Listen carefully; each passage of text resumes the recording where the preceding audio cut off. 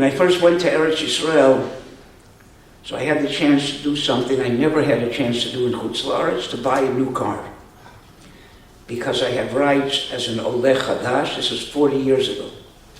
I had rights as an Oleh Chadash, and the cars that I wanted to buy was a van, which could hold most of my children, at least legally. And they were assembling it in Eretz Yisrael. So I didn't pay tax, and they were assembling this. The whole car cost $8,000. And the exchange rate at that time of the old shekel, 40 years ago, to the dollar was 1,000 shekel to a dollar. So I had to cash in $8,000 into 8 million shekel. And the shekel, the largest shekel bill was 100 shekel bill.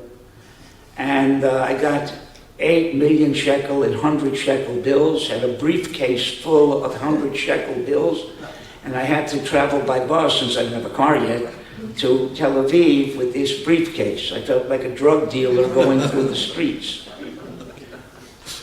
I got to Tel Aviv, to the Ford Motor Company, put my briefcase on the table, they open it up, leaf through the bills to make sure it's all there, and he says, okay, here's the keys to your car. I'm leaving the place, and he says, wait a second, I forgot something. Came back, I would not have been surprised with anything, because when I went to order the car, he told me, do you want the standard car or do you want extras? I said, I never bought a new car. I don't know what are the extras. I figured maybe something like power windows at the time or a stereo. He says, no, do you want windows or not? I said, what do you mean, do I want windows or not? He said, well, it comes with the front window and the back window. If you want side windows, that's extra. So I would not be a bit surprised with anything. I said, what did you forget? He takes out this big, thick book. He tells me this is the owner's manual to the book, to the car. And so what is that? He said, well, it tells you what kind of gas to put in the gas tank, what kind of oil to put in the crankcase, what kind of detergent to use on the upholstery. And I felt at that moment to tell this guy, what a chutzpah. I just gave you 8 million shekel in cold cash for this car, and you're going to tell me what to do with it? I'll do what I want with it. I'll put water in the gas tank if I want. You're going to tell me what kind of gas to put in the gas tank? And then I realized that's obviously ridiculous, because I didn't design the car. The Ford Motor Company designed it. Unfortunately, they designed it to run on gasoline and not on water. So I am bound to the design of the designer, unless I can change the design.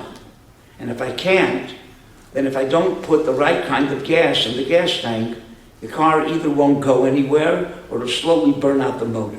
That's halacha. Halacha tells me that I didn't create them myself. I didn't create this world. The Rabbi created the world.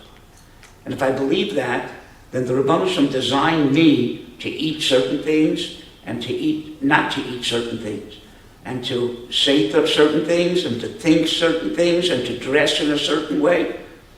And if I follow the owner's manual, which he gave me, which was called the Torah, and I follow it very, very meticulously, then I'll get to where I want to go. And if I don't, then I may end up never getting to where I want to go and burning out my motor beforehand. That's halacha. That a child can understand. The Rebbe Shem created us. He created us to function in a certain way, and if we follow that, we'll get to our destination. And the destination is not in this world. This world is a very short part of eternity. And we have eternity to look for. If you want to get to that eternity properly, then you have to follow the owner's manual, which is the Torah. That's halacha.